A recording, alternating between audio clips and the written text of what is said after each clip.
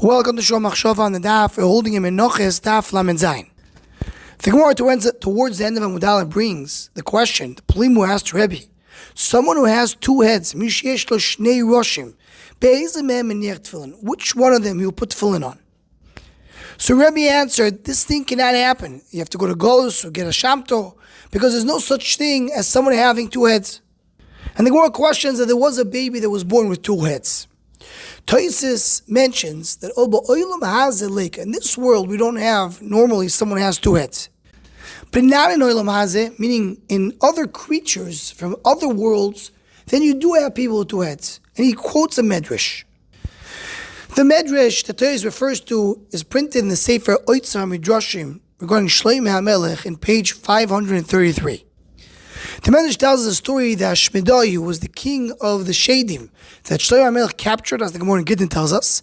So came Shmedai to Shlomo HaMelech and tells him, are you supposed to be the smartest person in the world? Let me show you something you never saw. So Shmedai puts his hand into the ground and pulls from the ground a person that has two heads. So the Medrash tells us that Shlomo HaMelech spoke and he explained that there's people that live beneath the world. There's other worlds beneath our world, and there you have other people. Shlomo HaMelech asks the person, the person with the two heads, he asks him, who are you? He says, I'm from the children of Cain. Where do you live? I live in a country in Eretz called Eretz Tevel. So the Medrash goes on to say, the Shlomo HaMelech says, do you want to go back to your place? And the person says, yes, please take me back to where I belong. So Shmedai says, I'm sorry, I can't take him back. So this person with the two heads goes and marries a wife, a regular woman from this world. And they had 7 children. 6 of them had only one head, like the mother. And one of them was like the father, and he had 2 heads. This person became very rich, and he died. And now that he died, they had to split the Yerusha. So the 6 children tell the 7th one, we're going to split it into 7 pieces, and you'll get one. The one with the 2 heads said, no, I deserve 2 pieces. You should divide the land into 8, and I'll take 2 portions.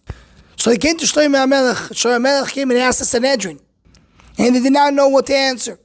So Shlomo HaMelech goes into the Beis Hamikdash, and he davens to HaKadosh Baruch Hu, and he says, please give me the chokhmah to answer this question. The morning comes, Shlomo HaMelech calls the person with 2 heads, and he takes hot water, and he pours the boiling water on one head. They both start screaming and saying, we're going to die, we're dying. We're one person. The fact that one head has hot water, the other head is also feeling it very much, and that's how they knew the psak that it's considered to be one person. That is the Medrash. Fascinating Medrash that Toises quotes. From Chaim Kanievsky, in his Sefer Taima Dekro, in Parshas Pinchos, he brings, it says there, Le'ilu techalek ha'oretz v'nachlo b'mispar shemos. It doesn't say there, Le'gel guloisom. So the Ramban pointed out that we don't mention the gulgoylis. We don't mention the heads, which is a lashon we usually do mention. So it says Reb Chaim, the pshat is based on this medrash, because Shlomo HaMelech paskins that you don't split the land to someone who has 2 heads based on the number of heads. He's considered to be one person. Mashein ken legabe pidyon haben. We learned in our Gemara, you do have to pay for each head. So that's why when we're speaking about pidyon haben, these other numbers, we say the gulgoylis is based on the number of the heads. But when we're speaking about nachlo doesn't depend on the heads, it depends on the body. Meaning, it depends on the number of heads. And regarding nachlo, it depends on the number of people. 2 heads can be 2 heads, but it's still the same person. And just regarding this idea that Reb Chaim brings, when do we mention legulguloisom? Ayin nechas v'sofer in Yerideo Siman Reish Tzadik Dalet, that he brings in the name of the Sefer Kol Yehudo.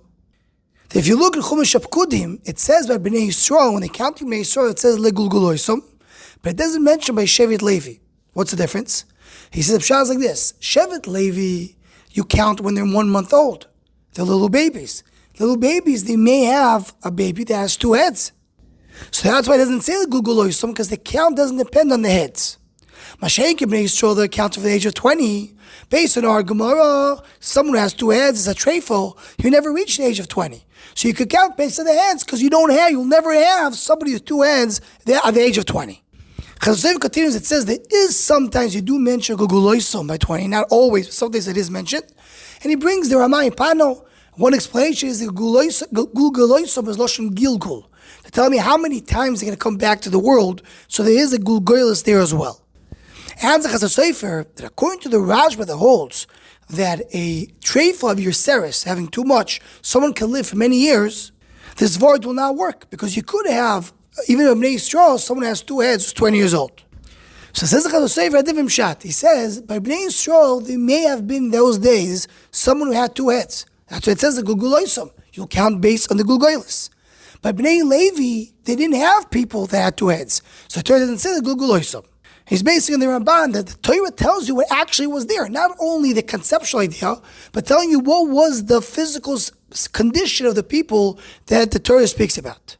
So Al Kopanim, we have here an interesting discussion. Do you focus on the Gulgoilis or you do not focus based on the concept that you have a person that has two heads? Anyone who wants to join or sponsor the Shomachshava Shiurim, please email shomachshava@gmail.com.